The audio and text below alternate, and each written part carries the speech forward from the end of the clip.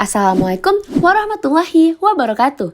Halo teman-teman, perkenalkan nama saya Farah Rizky Nadia dari kelas 11 MIPA 2. Nah, pada video kali ini saya akan menjelaskan mengenai perang Diponegoro melawan kolonial Belanda. Nah, sebelum kita memasuki pokok-pokok pembahasan, tahukah kalian apa itu perang Diponegoro? Perang Diponegoro atau yang kita kenal sebagai Perang Jawa merupakan salah satu perang terbesar Hindia Belanda saat menduduki Nusantara. Perang ini berlangsung selama 5 tahun dari tahun 1825 hingga 1830 di Pulau Jawa. Perang ini dipimpin langsung oleh Pangeran Diponegoro bersama beberapa tokoh pahlawan lainnya. Nah, tahukah kamu siapa itu Pangeran Diponegoro?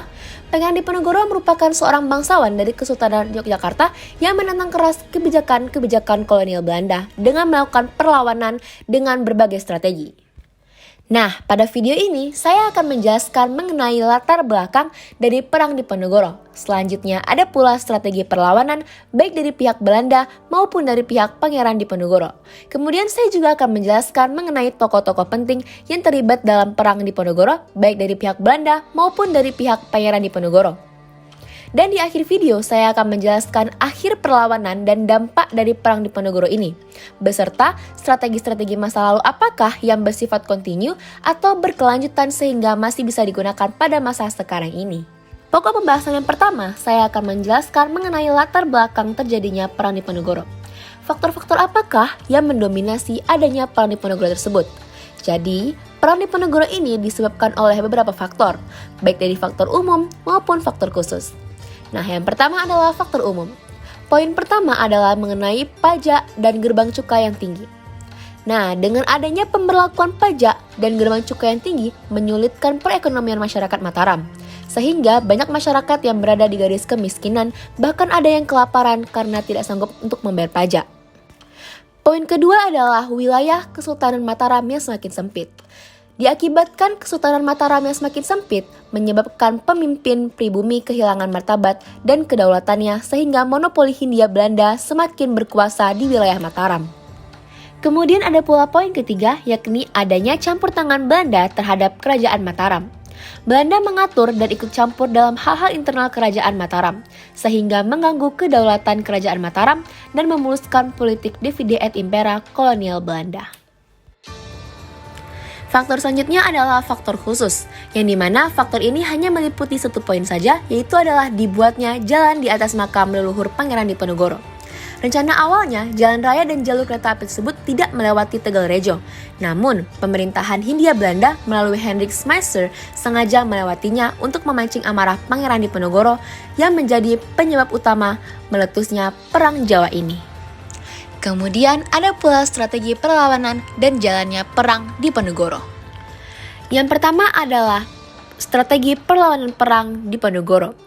Pasukan Pangeran Diponegoro ini dibagi menjadi 2 batalion yang dilengkapi dengan peluru dan senjata api yang dirampas dari kolonial Belanda dan sebagian dibuat di hutan-hutan. Pasukan Pangeran Diponegoro mengikuti perang dengan fisabilillah dan menggunakan sistem perang gerilya. Yang dimana perang gerilya adalah perang yang dilakukan berfokus pada wilayah pedalaman sehingga menyulitkan pergerakan Belanda dan dilakukan secara lokal dan tiba-tiba. Pasukan Pangeran Diponegoro juga membuat ranjau dan membakar jembatan kayu untuk menghambat kebutuhan kolonial Belanda. Selanjutnya adalah strategi Belanda dalam menghadapi Perang Diponegoro. Yang pertama adalah benteng Stelsel. Saat menghadapi pasukan Diponegoro, Belanda sangat kewalahan karena strategi perang gerilya yang dilakukan, ditambah dengan penghambatan logistik yang memperburuk kondisi Belanda sehingga Belanda membuat strategi benteng Stelsel. Strategi kedua adalah pengadaan sayembara, yang dimana Belanda memberikan upah sebanyak 20.000 ringgit kepada siapa saja yang menemukan Pangeran Diponegoro. Dan Belanda juga mengiming-imingi pasukan Diponegoro dengan harta sehingga banyak yang berkhianat. Strategi ketiga pihak Belanda dalam menghadapi perang adalah diplomasi ataupun perundingan. Saat terjadinya Perang Diponegoro, kolonial Belanda mengalami kesulitan ekonomi parah, sehingga membuat upaya diplomasi ataupun perundingan, dan disetujui oleh pasukan Diponegoro. Ternyata, perundingan yang ditawarkan Belanda merupakan siasat licik untuk menahan Pangeran Diponegoro, dan akhirnya Pangeran Diponegoro ditangkap dan diasingkan ke Manado. Nah, setelah mengetahui strategi-strategi perlawanan tersebut, selanjutnya mari kita saksikan cuplikan video Perang Diponegoro. Perang Diponegoro adalah perang yang terjadi selama 5 tahun antara tahun 1825 hingga 1830. Perang ini dipimpin oleh Pangeran Diponegoro. Awal mula terjadinya Perang Diponegoro ini adalah dikarenakan Belanda yang memasang patok di tanah dan makam leluhur milik Pangeran Diponegoro di desa Tegalrejo, yang pada akhirnya Belanda melakukan pembakaran besar-besaran di desa Tegalrejo, yakni tempat bermukimnya Pangeran Diponegoro. Adanya pertempuran di Lengkong sekitar Klaten, Jawa Tengah pada tanggal 30 Juli 1826. Penyerangan utama dilakukan oleh pasukan berkuda dari Panglima Diponegoro, Ali Basya Sentot Prawirodirjo, dan pasukan Belanda dipimpin oleh Le Baron Hendrik Marcus de Kock, di mana pada pertempuran tersebut pasukan kolonial Belanda adalah gabungan dari pasukan kolonial Hindia Belanda yang ditugaskan di Yogyakarta dan juga di Surakarta dan dikalahkan oleh pasukan Diponegoro. Letnan Hubbard dan mayoritas pasukan Belanda tewas dalam pertempuran tersebut. Perang perlawanan terhadap kolonial Belanda atas kedaulatan kesultanan di tanah Jawa terus bergulir dan didukung oleh rakyat Jawa serta mayoritas kepanyaranan di Kesultanan Yogyakarta dan juga Surakarta.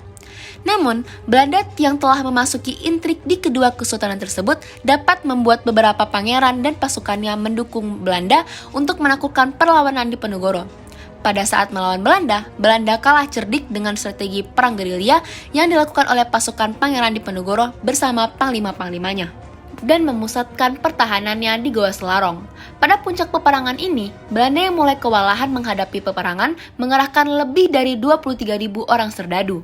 Pada tahun 1827, Belanda menggunakan strategi benteng Stelsel yang dimana strategi yang dilakukan oleh Belanda ini berhasil menangkap Kiai Mojo, kemudian Pangeran Mangkubumi, dan panglima utamanya yaitu adalah Sentot Ali Basya yang menyerahkan diri kepada Belanda.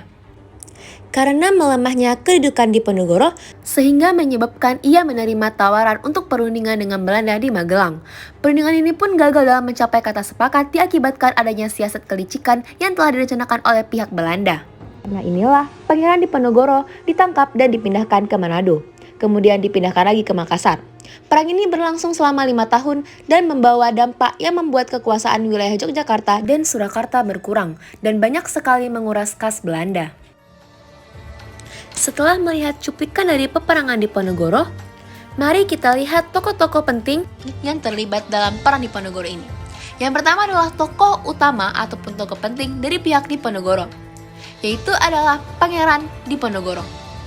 Pangeran Diponegoro merupakan putra sulung Hamengkubuwono III dari istri selirnya yang bernama Raden Ajeng Mangkarawati. Semasa kecil, Diponegoro bernama Raden Mas Antawirya. Namun, setelah ia dewasa, ia berganti nama menjadi Pangeran Diponegoro. Hal ini dilakukan sebagaimana tradisi di keraton karena Diponegoro adalah putra sulung raja. Adapun pada masa kanak-kanak dan remaja, Diponegoro banyak menghabiskan waktunya di luar istana, yaitu di desa Tegalrejo, di bawah asuhan Ratu Ageng, istri Sri Sultan Hamengkubuwono I, yang terkenal agamis. Oleh karena itu, Pangeran Diponegoro mendapatkan pendidikan yang amat baik.